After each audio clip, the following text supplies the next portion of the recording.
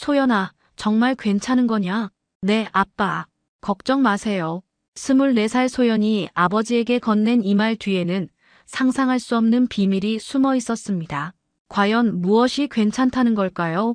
며칠 후 서울 최고급 호텔 웨딩홀. 순백의 드레스를 입은 젊은 신부가 70대 노신사와 나란히 서 있는 충격적인 장면이 펼쳐졌습니다. 하객들의 시선이 수군거렸고 신부 아버지는 경악에 질린 표정으로 입을 다물지 못했죠. 24살 소연은 과연 무엇 때문에 이런 극단적인 선택을 해야 했을까요? 그리고 70세 노인은 왜 젊은 여성과의 결혼을 원했던 걸까요? 모든 것이 뒤바뀌는 충격적인 진실, 지금부터 공개합니다. 1초밖에 걸리지 않는 구독과 좋아요 눌러주시면 이야기가 더 재미있으실 거예요. 그럼 지금부터 시작합니다. 새벽 5시 반 강소연의 핸드폰 알람이 요란하게 울렸습니다. 고시원 반지하 원룸의 작은 창문으로 스며드는 희미한 빛이 하루의 시작을 알렸죠. 소연은 눈을 비비며 일어나 세면대로 향했어요. 거울 속 자신의 모습을 보니 또 한 번 한숨이 나왔습니다. 24살 여자가 이렇게 늙어 보일 수 있나 싶을 정도로 지쳐 보이는 얼굴이었거든요. 오늘도 버텨보자. 소연은 작은 목소리로 자신을 다독이며 아침 준비를 마쳤습니다. 학원 보조교사 일을 위해 오전 7시까지는 나가야 했어요.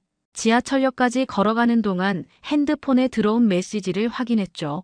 아버지에게서 온 문자였습니다. 소연아, 오늘 병원 안 간다. 괜찮으니까 걱정 마라. 소연의 발걸음이 멈췄어요. 아버지 강민태는 한 달 전 위암말기 진단을 받았습니다. 의사는 수술을 받으면 생존 가능성이 있다고 했지만 수술비만 4,800만 원이었어요. 거기에 과거 사업 실패로 생긴 빚까지 합치면 1억 7천만 원이라는 천문학적인 숫자가 나왔죠. 학원에 도착한 소연은 평소처럼 아이들과 함께 시간을 보냈습니다. 하지만 머릿속은 온통 돈 생각뿐이었어요. 점심시간에 은행 대출 상담을 받아봤지만 결과는 뻔했죠. 담보도 없고 신용도 부족한 20대 여성에게 그런 큰 돈을 빌려줄 곳은 없었습니다. 오후 6시 학원 일을 마친 소연은 곧바로 편의점으로 향했어요. 밤 11시까지 알바를 해야 했거든요. 편의점 사장은 소연의 사정을 알고 있어서 가끔 야식비를 따로 챙겨주곤 했습니다. 그런 작은 배려조차 소연에게는 눈물겨운 고마움이었어요. 밤 11시, 드디어 하루 일과가 끝났습니다. 소연은 지친 몸을 이끌고 고시원으로 돌아가는 길이었어요. 그때 누군가 뒤에서 소연을 불렀죠. 혹시 강소연 씨 맞나요? 돌아보니 정장을 입은 중년 남성이 서 있었습니다. 손에는 명함과 함께 봉투를 들고 있었어요. 저는 정규원 회장님의 비서 김 실장이라고 합니다. 회장님께서 소연 씨를 만나고 싶어 하신다고 하는데요. 소연은 당황했습니다. 정규원이라는 이름도 처음 들어보는데 왜 자신을 찾는 건지 알 수 없었어요. 죄송하지만 저는 그분을 모르는데요. 회장님께서 소연 씨의 사정을 들으셨다고 합니다. 도움을 드리고 싶어 하신다고 하시는데 한 번만 만나 주실 수 있을까요? 김 실장이 건넨 봉투 안에는 간단한 메모가 들어 있었습니다. 아버지 수술비 걱정 마세요. 내일 오후 2시 호텔 레스토랑에서 뵙겠습니다. 그리고 아래쪽에는 정규원이라는 서명이 적혀 있었어요. 소연은 혼란스러웠습니다. 이런 일이 현실에서 일어날 수 있는 건지 믿기지 않았어요. 하지만 아버지 생각이 나자 선뜻 거절할 수도 없었죠. 결국 소연은 고개를 끄덕였습니다. 그날 밤 소연은 잠을 이루지 못했어요. 과연 내일 만날 사람이 누구일지, 정말로 도움을 받을 수 있을지 온갖 생각이 머릿속을 맴돌았습니다. 아버지를 살릴 수 있는 마지막 기회일지도 모른다는 생각에 가슴이 두근거렸어요. 다음 날 오후 2시 소연은 서울 시내 유명 호텔 로비에 서 있었습니다. 평소 입던 낡은 옷 대신 대학교 입학식 때 샀던 검은색 정장을 꺼내 입었어요. 그래도 이런 고급 호텔에 오기에는 초라해 보였지만 다른 선택의 여지가 없었죠. 강소연 씨시군요. 뒤에서 들려온 목소리에 소연이 돌아보니 70대로 보이는 단정한 노신사가 서 있었습니다. 회색 양복을 말끔하게 차려입은 모습이 범상치 않아 보였어요. 바로 정규원 회장이었죠. 안녕하세요. 갑자기 만나자고 해서 죄송합니다. 정규원은 의외로 정중한 태도로 인사를 건넸습니다. 소연이 상상했던 거만한 부자의 모습과는 전혀 달랐어요. 오히려 어딘가 슬픈 기운이 감도는 사람이었죠. 둘은 호텔 최상층 레스토랑으로 올라갔습니다. 통유리창 너머로 보이는 서울 시내 전경이 장관이었어요. 소연은 이런 곳에 와본 적이 없어서 어디를 봐야 할지 몰라 당황스러웠습니다. 편하게 앉으세요. 먼저 식사부터 하죠. 정규원은 소연이 긴장하고 있다는 걸 알아차리고 부드럽게 말했어요. 웨이터가 나와 메뉴를 설명했지만 소연에게는 외국어처럼 들렸습니다. 결국 정규원이 대신 주문해 주었죠. 소연 씨 아버지 병세가 좋지 않다고 들었습니다. 식사 중간 정규원이 조심스럽게 말을 꺼냈어요. 소연은 포크를 든 손이 멈췄습니다. 이 사람이 어떻게 아버지 병에 대해 알고 있는 건지 궁금했어요. 죄송하지만 회장님께서 어떻게 저희 집 사정을 아시는 건가요? 그건 나중에 설명드리겠습니다. 지금은 소연 씨에게 제안을 하나 하고 싶어서요. 정규원은 잠시 망설이다가 입을 열었습니다. 그의 표정에서 깊은 고민의 흔적을 읽을 수 있었어요. 저와 결혼해 주세요. 소연의 눈이 휘둥그레졌습니다. 갑작스러운 말에 귀를 의심했어요. 70대 노인이 24살 자신에게 결혼하자고 하다니 현실 같지 않았죠. 죄송하지만 무슨 말씀인지. 물론 진짜 부부가 되자는 게 아닙니다. 서류상으로만 혼인신고를 하고 형식적인 신혼여행 한번 다녀오면 끝이에요. 그 대가로 아버지 수술비와 빚을 모두 정리해드리겠습니다. 정규원의 목소리는 진지했습니다. 농담이나 장난이 아니라는 걸 알 수 있었어요.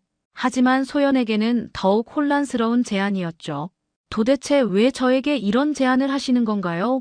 저는 회장님을 전혀 모르는데요. 이유는 복잡합니다. 하지만 저에게는 꼭 필요한 일이고 소연 씨에게도 도움이 될 거라고 생각해요. 시간을 드릴 테니 충분히 고민해 보세요. 정규원은 명함을 꺼내 소연에게 건넸습니다. 명함에는 정진화 그룹 명예회장 정규원이라고 적혀 있었어요. 소연도 들어본 적 있는 대기업이었죠. 일주일 후에 답을 들려주세요. 그리고 이건 선의로 드리는 겁니다. 정규원은 봉투 하나를 더 꺼냈어요. 안에는 수표가 들어 있었습니다. 아버지 당장 치료비로 쓸 수 있는 금액이었죠. 소연은 머릿속이 하얗게 변했습니다. 이런 일이 정말 일어날 수 있는 건지, 혹시 사기는 아닌지 온갖 생각이 들었어요. 하지만 아버지의 아픈 모습이 떠오르자 쉽게 거절할 수도 없었습니다. 회장님은 정말 아무런 조건 없이 저를 도와주시겠다는 건가요? 조건은 있습니다. 하지만 소연 씨가 생각하는 그런 조건은 아니에요. 저는 오래 살지 못할 사람입니다. 그냥 마지막으로 좋은 일 하나 하고 싶을 뿐이에요. 정규원의 눈에서 진실함이 느껴졌어요. 소연은 그 순간 이 사람이 나쁜 의도를 가지고 있지는 않다는 걸 직감했습니다. 일주일, 정말 일주일만 시간을 주시겠어요? 물론입니다. 신중하게 결정하세요. 그날 밤 소연은 아버지에게 돌아가 병원비를 전해드렸어요.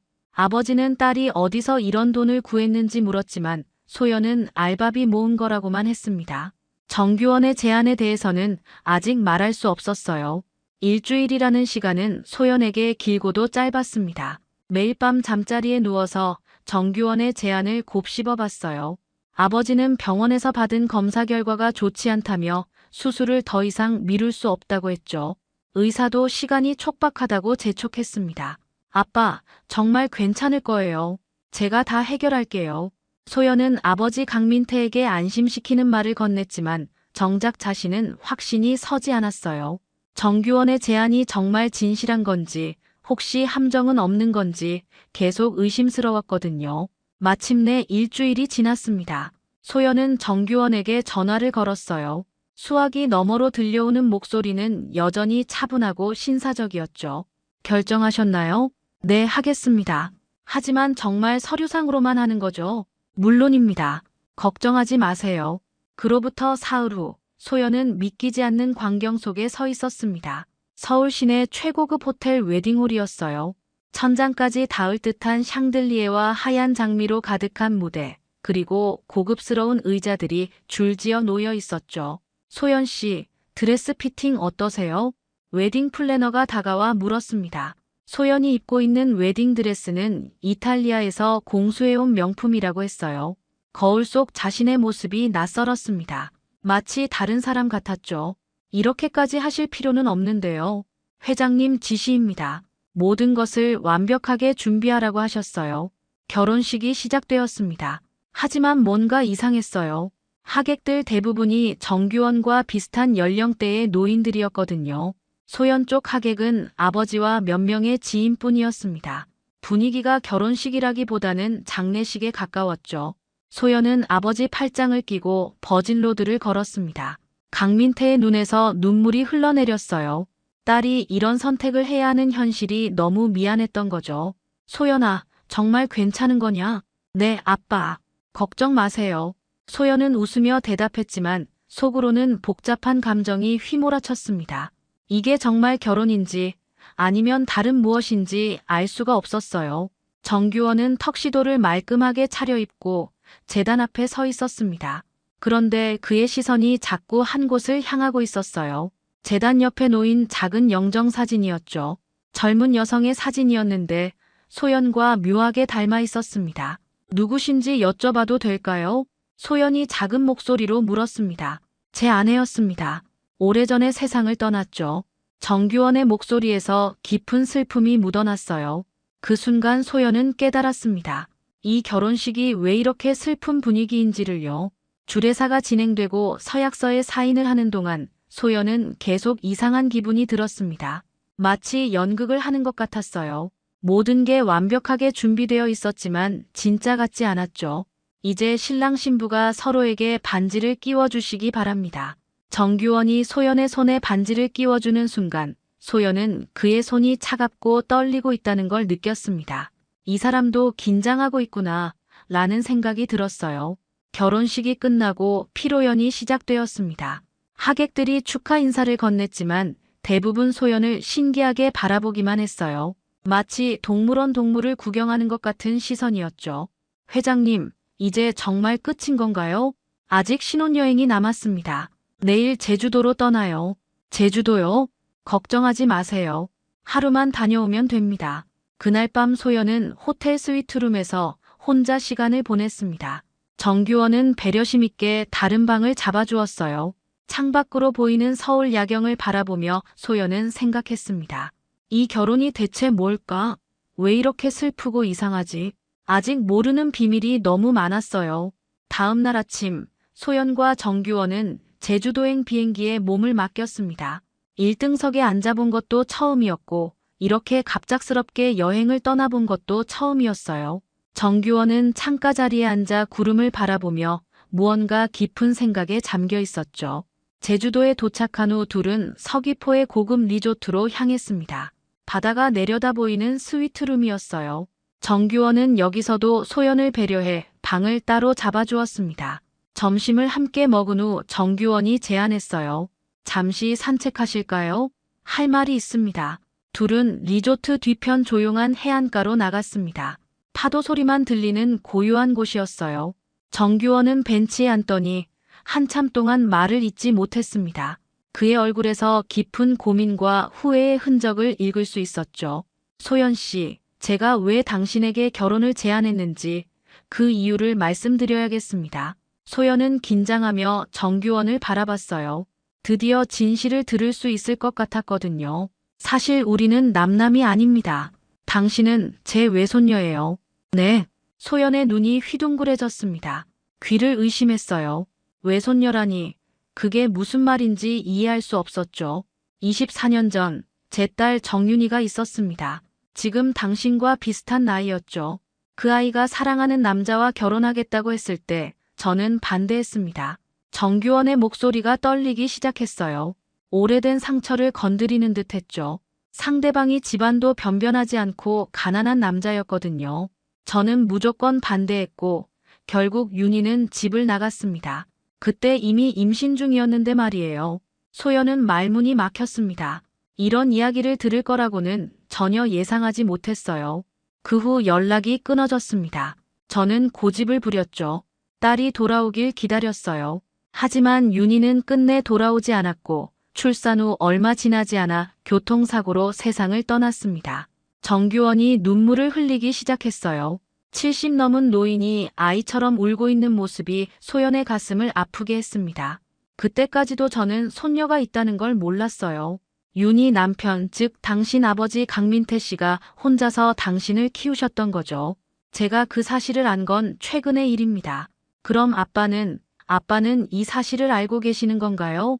모르고 계십니다. 윤희가 죽기 전에 절대 아버지에게 말하지 말라고 당부했다고 하더군요. 저에 대한 원망이 컸던 모양입니다. 소연은 머릿속이 복잡해졌어요.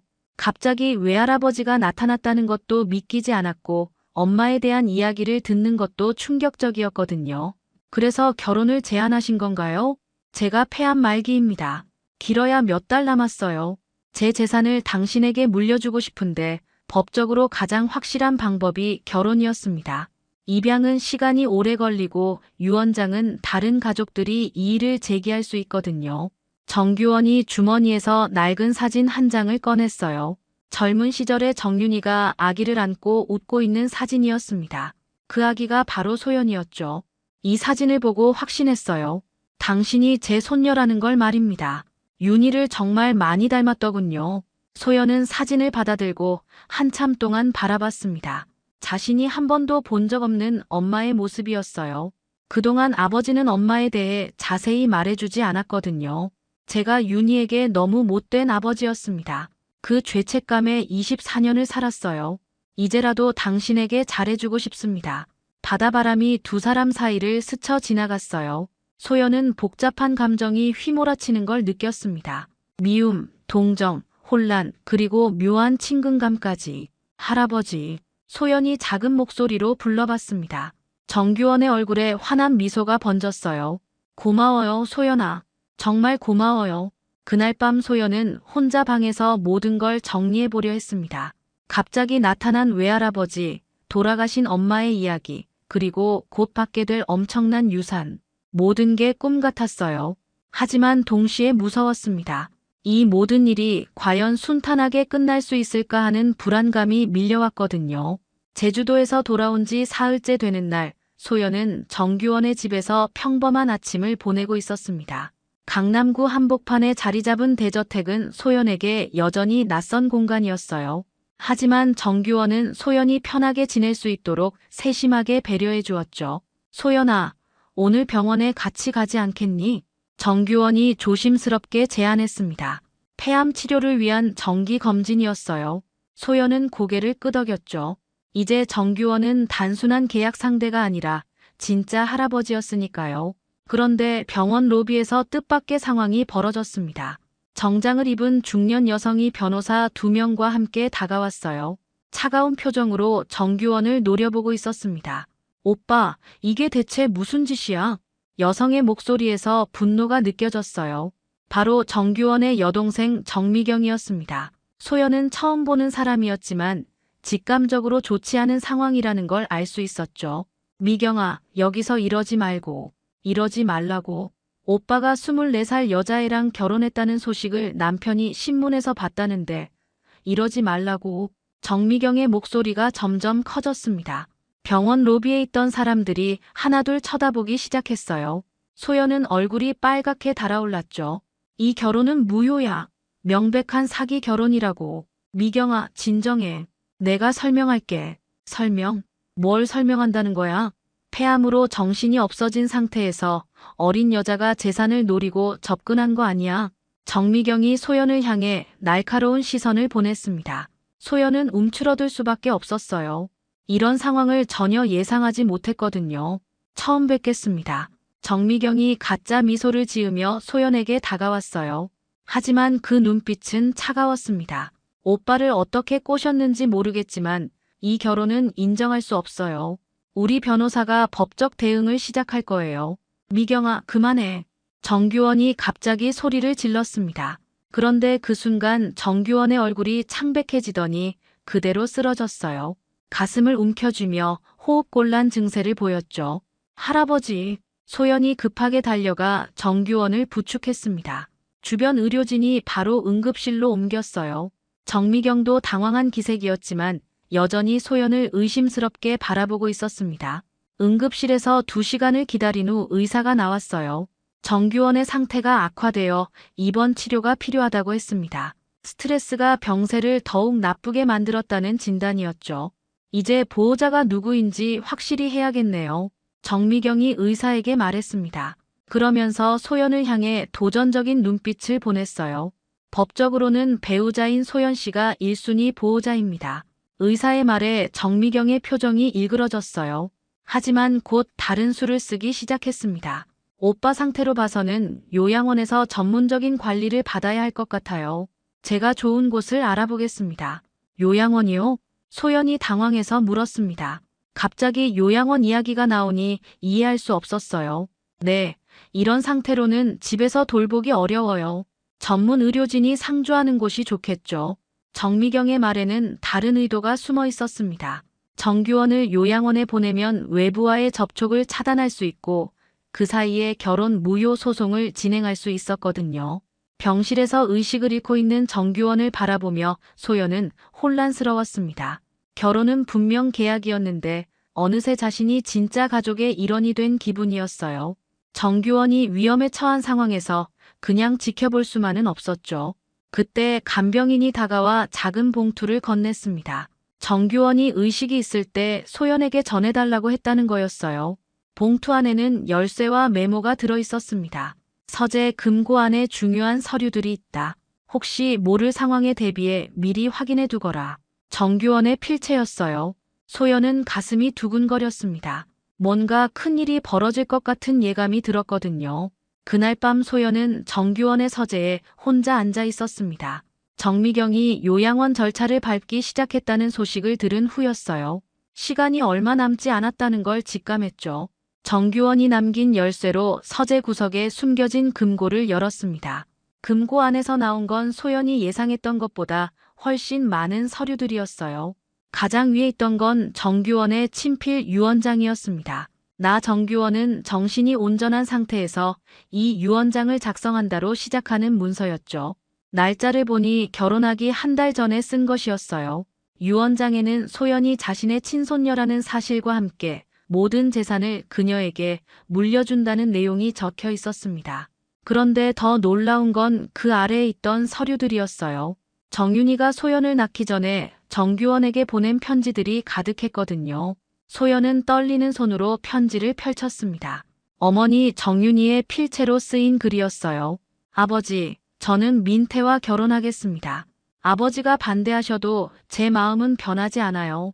곧 태어날 아이를 위해서라도 행복하게 살겠습니다. 라는 내용이 적혀 있었죠. 가장 마지막 편지는 소연이 태어난 직후에 쓴 것이었습니다. 아버지, 소연이가 태어났어요. 정말 예쁜 아이예요.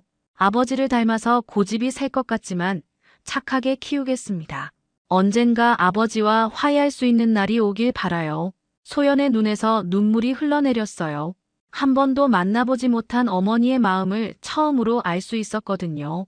그리고 정규원이 왜 그렇게 죄책감에 시달렸는지도 이해할 수 있었습니다. 그 다음에 나온 건 출생신고서 원본이었어요. 정윤이가 병원에서 직접 작성한 것으로 아버지란에는 강민태, 어머니란에는 정윤이라고 선명하게 적혀 있었습니다. 그리고 정윤이의 주민등록번호까지 기재되어 있어서 혈연 관계를 증명할 수 있는 결정적 증거였죠. 마지막으로 금고 가장 안쪽에서 태블릿 하나가 나왔습니다. 화면을 켜보니 정규원이 직접 녹화한 영상이 저장되어 있었어요. 병원 침대에 누워서 촬영한 것 같았는데 목소리는 또렷했습니다. 나는 정규원이다. 오늘 날짜는 2023년 12월 15일이고 내 정신은 완전히 명료하다. 강소연은 내 친손녀가 맞다. 내가 과거의 딸 정윤이와 갈등을 빚어 연락을 끊었던 것을 평생 후회하며 살았다. 이제 손녀를 통해 그 죄를 갚고 싶다. 영상 속 정규원은 계속해서 소연과의 혈연 관계를 증명하는 구체적인 내용들을 설명했습니다. 정윤이의 생일, 특징, 그리고 소연과 닮은 점들까지 자세히 언급했어요. 이 정도면 법정에서도 충분히 인정받을 수 있는 증거였죠. 다음 날 아침 소연은 정규원의 개인 변호사 김 변호사를 만났습니다. 모든 서류와 영상을 보여주자 김 변호사의 표정이 밝아졌어요. 이런 자료가 있었다니요. 이건 완전한 게임 체인저입니다. 정미경 씨 측에서 아무리 이의를 제기해도 이길 수 없어요. 정말인가요? 물론입니다. 특히 이 영상은 결정적이에요. 정규원 회장님이 정신적으로 온전한 상태에서 직접 증언하신 거니까 법원에서 인정하지 않을 수 없습니다. 김 변호사는 즉시 법적 대응에 나섰습니다. 정미경 측에서 제기한 결혼 무효 소송에 맞서 반박 자료를 제출했어요. 혈연관계 증명 서류와 함께 정규원의 영상 증언도 함께 제출했죠. 일주일 후 첫 번째 법정 심리가 열렸습니다. 정미경과 그의 변호사들은 자신만만한 표정이었어요. 하지만 소연 측에서 결정적 증거들을 제시하자 분위기가 완전히 바뀌었습니다. 이 영상을 보시면 피고 정규원 씨가 완전히 정신이 명료한 상태에서 원고와의 혈연 관계를 증명하고 있습니다. 또한 이 결혼이 재산 보호를 위한 합법적 수단이었음도 분명히 밝히고 있죠. 판사도 영상을 본 후 고개를 끄덕였어요. 정미경의 얼굴은 점점 굳어갔습니다. 더 나아가 이 출생신고서, 원본을 통해 원고가 피고의 친손녀임이 명확히 증명됩니다. 따라서 이 결혼은 사기가 아닌 가족 간의 재산 보호 목적으로 이루어진 합법적 혼인입니다. 법정에서 나온 후 김 변호사가 소연에게 말했어요. 축하드립니다. 이제 아무도 당신의 상속권에 이의를 제기할 수 없어요. 소연은 안도의 한숨을 내쉬었습니다. 하지만 동시에 정규원의 상태가 걱정되었어요. 빨리 병원으로 가서 좋은 소식을 전해드리고 싶었거든요. 법정에서 승리한 소식을 들고 소연은 곧바로 병원으로 향했습니다. 정규원에게 좋은 소식을 빨리 전해드리고 싶었거든요. 하지만 병원에 도착하자마자 의사로부터 충격적인 말을 들었어요. 회장님 상태가 급격히 악화되었습니다. 어제 밤부터 의식이 흐려지기 시작했어요. 소연은 다급히 병실로 뛰어갔습니다. 중환자실 침대에 누워있는 정규원의 모습은 일주일 전과 전혀 달랐어요. 얼굴이 창백해졌고 호흡도 가쁘게 내쉬고 있었죠. 각종 의료기기들이 연결되어 있어서 더욱 심각해 보였습니다. 할아버지, 저예요. 소연이에요. 소연이 정규원의 손을 잡으며 말했어요. 정규원이 천천히 눈을 떴습니다. 흐릿했던 눈빛이 소연을 보자 조금 또렷해졌죠. 소연아, 왔구나. 목소리가 많이 약해져 있었어요. 소연은 눈물이 나려는 걸 참으며 밝게 말했습니다. 할아버지, 좋은 소식이 있어요. 법정에서 이겼어요. 이제 아무도 우리를 방해할 수 없어요. 정규원의 입가에 미약한 미소가 번졌습니다. 소연의 손을 꼭 잡으려고 애쓰는 모습이 안쓰러웠어요. 다행이다. 정말 다행이야. 이제 마음 놓고 갈 수 있겠구나. 할아버지, 무슨 말씀이세요? 괜찮아지실 거예요. 하지만 정규원은 고개를 저었습니다. 자신의 상태를 누구보다 잘 알고 있었거든요. 소연아, 할아버지가 마지막으로 할 이야기가 있어. 잘 들어줄래? 소연은 눈물을 훔치며 고개를 끄덕였어요. 정규원이 힘들게 말을 이어갔습니다. 너를 만나기 전에 엄마 윤희에게 갔었어. 꿈에서 말이야. 정규원의 목소리가 더욱 작아졌어요. 하지만 또렷하게 들렸습니다. 윤희에게 사과했어. 너무 고집부렸다고, 좋은 아빠가 되지 못했다고 말이야. 그랬더니 윤희가 웃으면서 그러더라. 이제 소연이를 잘 부탁한다고. 소연의 눈에서 눈물이 흘러내렸습니다. 한 번도 만나본 적 없는 어머니의 이야기였지만 가슴 깊이 와닿았어요. 할아버지께서 저를 찾아주신 덕분에 엄마에 대해서도 알 수 있었어요. 정말 고마워요. 아니야, 내가 고마워해야 할 사람이야. 너를 통해서 윤희와 화해할 수 있었거든. 정규원이 잠시 숨을 고른 후 계속 말했어요. 그리고 너를 보면서 정말 행복했어. 윤희가 어떤 마음으로 널 키웠을지 알 수 있었거든. 착하고 따뜻한 아이로 자랐구나. 할아버지, 소연아, 앞으로 혼자가 되더라도 절대 포기하지 마. 너에게는 좋은 사람들이 나타날 거야. 그리고 진짜 사랑도 만날 수 있을 거고. 정규원이 소연의 손을 더 꼭 잡았어요. 마지막 힘을 다해서 전하고 싶은 말이 있는 것 같았죠. 내 재산은 이제 모두 내 거야. 하지만 돈보다 더 중요한 건 가족이라는 걸 잊지 마. 언젠가 너도 진짜 가족을 만들게 될 테니까. 그 순간 정규원의 호흡이 점점 약해지기 시작했어요. 의료진이 급하게 들어왔지만 이미 늦었습니다. 정규원은 소연의 손을 잡은 채로 조용히 눈을 감았어요. 할아버지, 할아버지. 소연이 울부짖었지만 정규원은 더 이상 대답하지 않았습니다. 평생 지고 살았던 죄책감을 내려놓고 평안한 표정으로 세상을 떠났어요. 장례식은 조용하게 치러졌습니다. 정미경도 와서 조의를 표했지만 소연과는 말을 섞지 않았어요. 모든 유산이 합법적으로 소연에게 상속되면서 정미경의 계획은 완전히 무산되었거든요. 정규원의 유언에 따라 소연은 정진화 그룹의 대주주가 되었습니다. 하지만 당장은 전문 경영인에게 맡기고 소연은 천천히 배워나가기로 했어요. 무엇보다 아버지 강민태의 수술이 성공적으로 끝나서 회복 중이라는 게 다행이었습니다. 저택에 혼자 남은 소연은 정규원의 서재에서 시간을 보냈어요. 할아버지가 남긴 책들과 사진들을 보며 짧았지만 소중했던 시간을 되새겼습니다. 이제 정말 새로운 인생이 시작되는 거라는 생각이 들었어요. 정규원이 세상을 떠난 지 1년이 지났습니다. 소연은 그동안 많은 변화를 겪었어요. 정진화 그룹의 이사회에 참석하며 경영을 배우고 아버지 강민태는 수술 후 완전히 회복되어 소연과 함께 저택에서 살고 있었죠. 무엇보다 소연 자신이 많이 성장했다는 걸 느낄 수 있었습니다. 어느 봄날 오후 소연이 정규원의 서재에서 회사 서류를 검토하고 있을 때 초인종이 울렸어요. 가정부가 들어와 방문객이 있다고 알려주었습니다. 거실로 나가보니 오랜만에 보는 얼굴이 서 있었어요. 바로 대학 동기였던 서진우였습니다. 소연아, 안녕. 서진우는 예전과 달리 한층 성숙해진 모습이었어요. 정장 차림새도 말끔했고 표정에서 진중함이 느껴졌습니다. 소연이 결혼했다는 소식을 듣고 한동안 연락을 끊었던 그였거든요. 진우야, 어떻게 왔어? 너에 대한 소식을 들었어. 힘든 시간을 보냈구나. 서진우는 정규원과의 결혼, 그리고 할아버지를 잃은 일까지 모든 걸 알고 있었어요. 공통 친구를 통해 전해 들었다고 했습니다. 둘은 정원 벤치에 앉아 오랜만에 대화를 나누었어요. 서진우는 그동안 스타트업에서 열심히 일했고 이제는 팀장 자리까지 올랐다고 했습니다. 소연의 이야기를 들으며 진심으로 안타까워했죠. 소연아, 나 너한테 할 말이 있어. 서진우가 갑자기 진지한 표정이 되었습니다. 소연은 가슴이 두근거리기 시작했어요. 무슨 말을 할지 짐작이 갔거든요. 너를 계속 생각했어. 결혼했다는 소식을 듣고도 포기할 수 없었거든. 이제 다시 혼자가 된 너에게 기회를 달라고 하고 싶어. 서진우가 주머니에서 작은 상자를 꺼냈습니다. 반지가 들어있었어요. 하지만 예전처럼 서두르지 않고 신중하게 말을 이어갔습니다. 급하게 답을 구하지는 않을게. 충분히 시간을 가지고 생각해봐. 나는 기다릴 테니까. 소연의 눈에 눈물이 고였어요. 정규원과의 결혼은 계약이었지만 서진우의 고백은 진짜 사랑이었습니다. 오랫동안 잊고 있었던 감정이 다시 살아나는 걸 느꼈어요.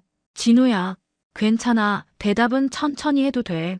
나는 언제까지든 기다릴 수 있어. 그로부터 몇 달 후, 소연과 서진우는 조용한 결혼식을 올렸습니다. 이번에는 화려한 호텔이 아닌 작은 교회에서 가족들만 참석한 소박한 결혼식이었어요. 하지만 그 어떤 결혼식보다 따뜻하고 행복했습니다. 신혼 초기 소연은 회사 일과 가정 사이에서 균형을 잡느라 바빴어요. 서진우는 그런 소연을 이해하고 지지해 주었습니다. 때로는 회사 일로 야근을 해야 할 때도 있었지만 서진우는 불평 한 번 하지 않았죠. 결혼 2년째 되는 해 소연에게 특별한 소식이 있었습니다. 임신이었어요. 정규원의 이름을 따서 규진이라고 이름을 지었습니다. 할아버지에 대한 감사와 그리움을 담은 이름이었죠. 규진이가 태어난 날 소연은 정규원의 영정 앞에 앉아 있었습니다. 갓 태어난 아기를 품에 안고 할아버지 사진을 바라보았어요. 정규원은 사진 속에서도 따뜻하게 웃고 있었습니다. 할아버지, 저예요. 이제 정말 가족이 되었어요. 소연의 목소리가 조용한 서재에 울려 퍼졌습니다. 처음에는 계약 결혼이었지만 할아버지 덕분에 진짜 가족의 의미를 알게 되었어요. 그리고 진짜 사랑도 만날 수 있었고요. 아기 규진이가 작은 손을 뻗어 정규원의 사진을 만지려고 했어요. 마치 증조 할아버지를 알아보는 것 같았습니다. 규진이도 할아버지를 닮아서 고집이 셀 것 같아요. 하지만 할아버지처럼 따뜻한 마음을 가진 아이로 키울게요. 서진우가 뒤에서 소연의 어깨에 손을 올렸습니다. 세 사람이 함께하는 첫 번째 가족 사진 같은 순간이었어요. 할아버지, 약속드려요. 저는 이제 돈이 아닌 진짜 가족의 소중함을 알고 있어요. 규진이에게도 그런 걸 가르쳐 줄게요. 창밖으로는 봄바람이 불어와 서재의 커튼을 살랑거렸습니다. 마치 정규원이 천국에서 축복을 보내주는 것 같았어요. 소연은 비로소 완전한 행복을 느꼈습니다. 계약으로 시작된 인연이 진짜 가족으로 이어진 기적 같은 이야기였죠. 규진이가 자라서 할아버지 이야기를 물어보면 소연은 이 모든 이야기를 들려줄 생각이었어요. 사랑하는 사람을 위해서라면 어떤 희생도 할 수 있다는 것, 그리고 진짜 가족은 혈연이 아닌 마음으로 만들어진다는 것을 말입니다. 오늘 이야기 어떠셨나요? 구독과 좋아요는 이미 하셨을 테니 시청자님의 의견을 댓글로 달아주세요. 항상 건강하시고 행복하세요.